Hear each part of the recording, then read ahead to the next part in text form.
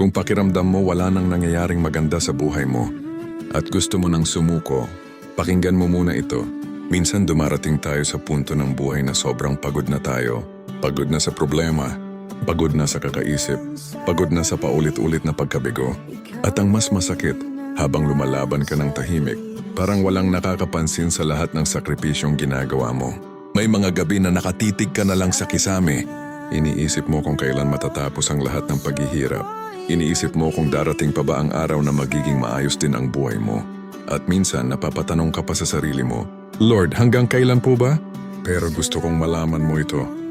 Ang katotohanan na lumalaban ka pa hanggang ngayon ay patunay na mas matatag ka kaysa sa iniisip mo. Dahil maraming beses ka nang nasaktan, maraming beses ka nang nadapa, maraming beses ka nang umiyak, pero nandito ka pa rin. Humihinga, lumalaban, umaasa, at hindi iyon maliit na bagay. Tandaan mo, ang pinakamagagandang kwento ng tagumpay ay hindi nagsimula sa kaginhawahan. Nagsimula ito sa sakit, sa kabiguan, sa luha, at sa mga panahong gusto na nilang sumuko. Kung ang isang puno ay nakakapagsalita, marahil sasabihin ito sa atin na bago ito naging matatag, kinailangan muna nitong harapin ang malalakas na hangin at bagyo. At ganyan ka rin. Ang mga pagsubok na kinakaharap mo ngayon ay hindi dumating para sirain ka.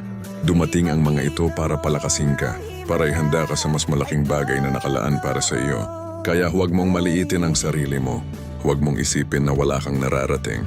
Kahit mabagal ang progreso mo, progreso pa rin yon. Kahit maliit ang hakbang mo, hakbang pa rin yon papunta sa pangarap mo.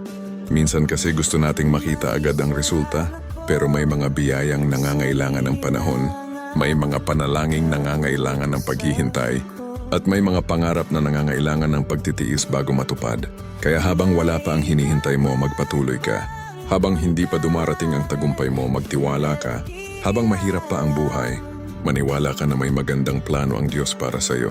Dahil darating ang araw na lilingon ka sa nakaraan at mapapangiti ka na lang. Maaalala mo ang mga panahong umiiyak ka. Maaalala mo ang mga panahong gusto mo nang sumuko. At masasabi mo sa sarili mo, salamat sa Diyos. Dahil hindi ako tumigil. Kaya kung naririnig mo ito ngayon, gawin mo itong paalala. Hindi pa tapos ang laban mo. Hindi pa tapos ang kwento mo. At lalong hindi pa tapos ang Diyos sa buhay mo. May dahilan kung bakit nandito ka pa. May dahilan kung bakit humihinga ka pa. May dahilan kung bakit patuloy kang binibigyan ng panibagong araw. At ang dahilan na iyon ay dahil may magandang plano pa para sa buhay mo.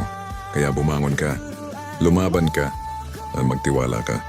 Dahil ang taong tumatangging sumuko, balang araw ay makikita rin ang bunga ng lahat ng kanyang pagtitiis.